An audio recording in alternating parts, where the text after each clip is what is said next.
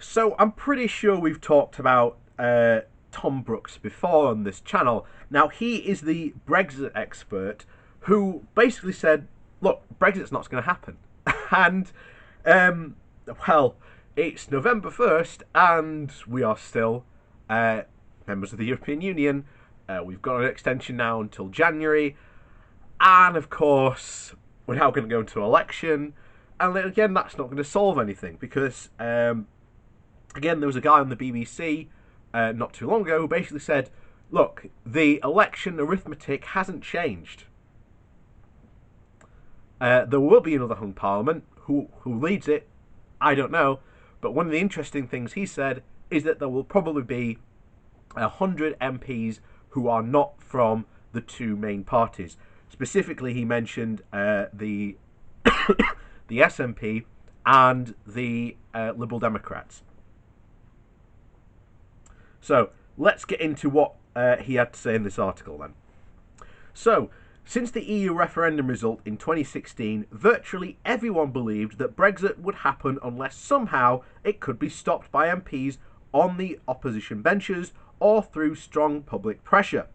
Almost nobody thought that the government would fail to deliver on its promise to make the UK leave the European Union, collapsing under the weight of this enormity of this task. That is, except for me. More than 3 years ago, I became known worldwide as the expert on Brexit who claimed that Britain would never leave the EU. My view was simple.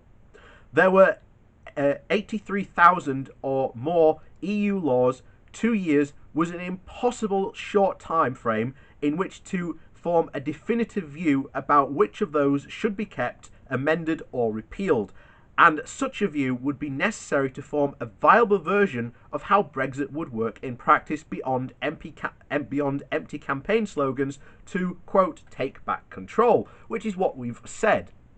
Brexit was an ideology. You cannot just go around saying, as he says here, empty campaign slogans of take back control. What exactly do you mean by that? There has to be some form of plan. And of course, Leave never had a plan. The British Euroscepticism is an ideology, and it is shown that it is a failing ideology because it has not shown any practical applications to this Brexit process at all. There needed to be a concise perspective about what this means in practice. And my view has come closest to getting this confused Brexit saga right.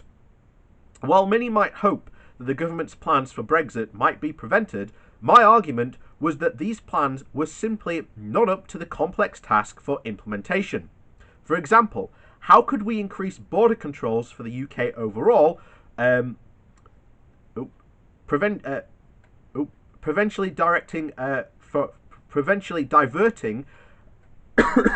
from the common travel area, whilst maintaining no controls all along the border in Northern Ireland?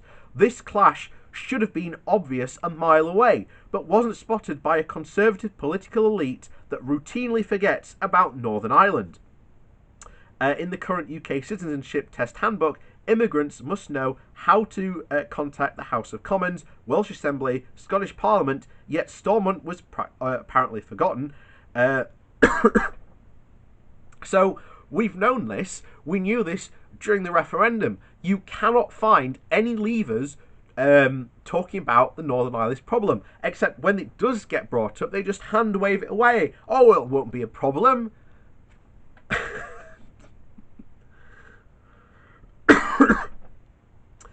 So, solving this border clash is all the more difficult because the government has said nothing more concrete than it wishes to diverge from EU rules, but fails to say how it wishes to do so. A critical missing piece in this jigsaw, if any way forward is to be worked out. My position has not been popular, or at least it wasn't at first. Most doubted that I could be correct, given the repeated reassurances May gave the public that she would deliver Brexit. Since she left office, to quote her famous words, we can say nothing has changed. Nothing has changed. Under Boris Johnson, under Boris Johnson either. Like Theresa May, Johnson offers similar promises that can't and won't be kept.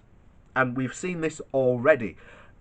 Johnson's deal promised everything to everyone and had competing promises that couldn't reconcile with each other. You know, how can there be regulatory alignment kept in Northern Ireland while there is a border on the Irish Sea? That can't happen. It's just contradictory statements. Why? As I said, go back to the very beginning of all this. Brexit is an ideology that has no policy, has no plans, and never ever will work. You know, we will look, if Brexit, like I say, if Brexit does happen, we will be back in the European Union sooner rather than later.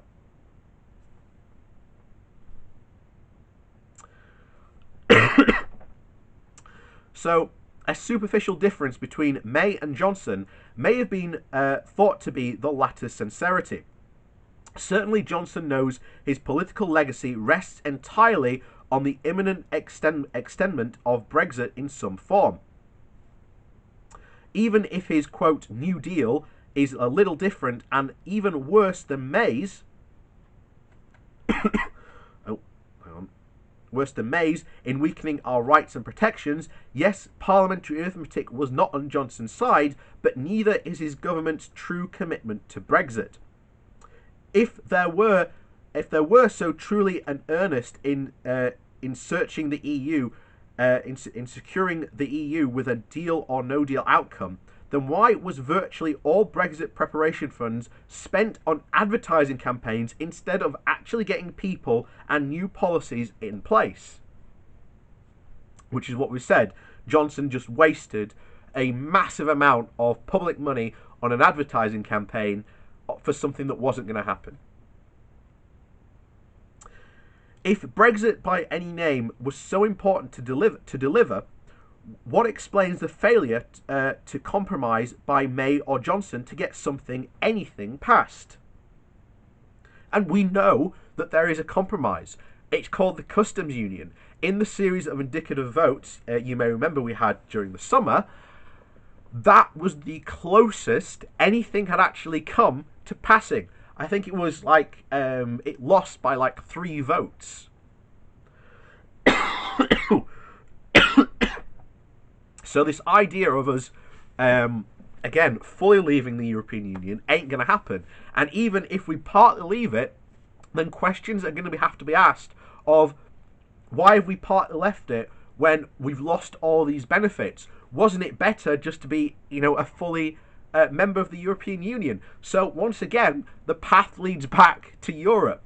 And I know Brexiteers are going to be annoyed and by me saying that, but that's the case. All paths, should we say, go out of the EU's garden, all paths lead back to that garden.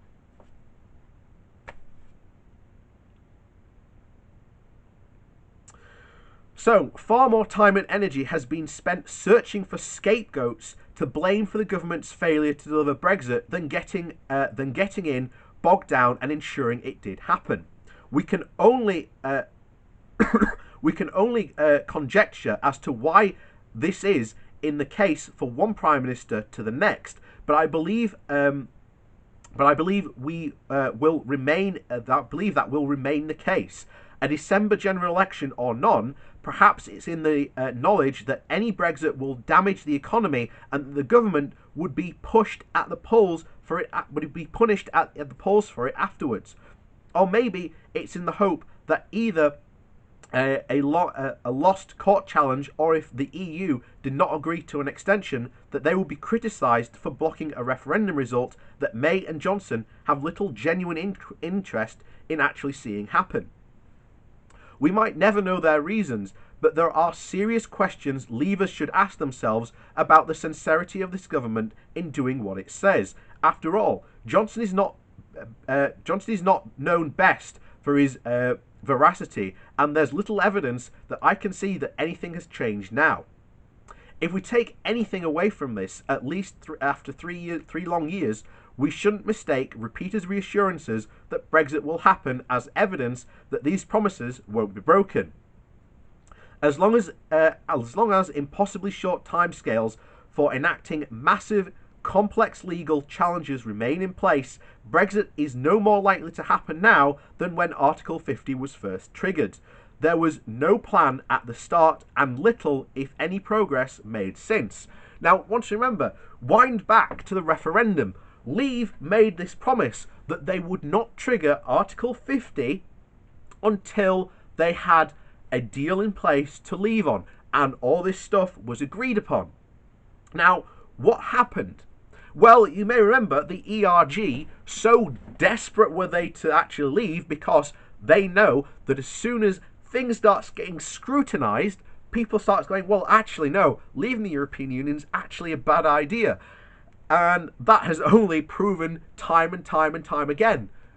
We've had continuous reports from the government saying how bad a no-deal Brexit would be and how bad all these other deals would be. Britain would be worse off.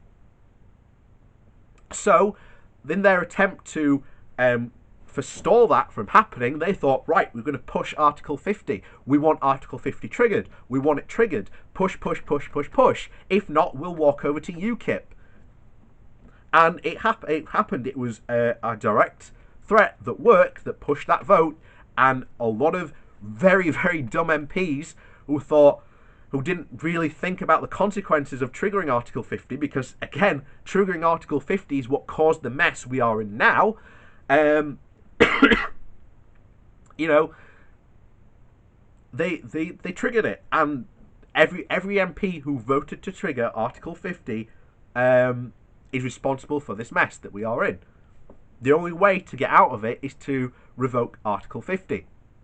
Now, you can still do Brexit if you want, but you will actually have to formulate a plan and actually have to put forward to the people, this is what we intend to do. And all of a sudden, as at the Brexit referendum, the Leave campaign masterminds do not want that to happen, because then they know that it can be analysed and then they can see what happens. And as we've said from the very beginning, as soon as you start to look at Brexit, and when Brexit meets reality, Brexit always breaks down. It smashes headlong into the wall and the wheels come off, it flips over the table, you know, it falls off the track, whatever you know, saying you want to use, it just can't work.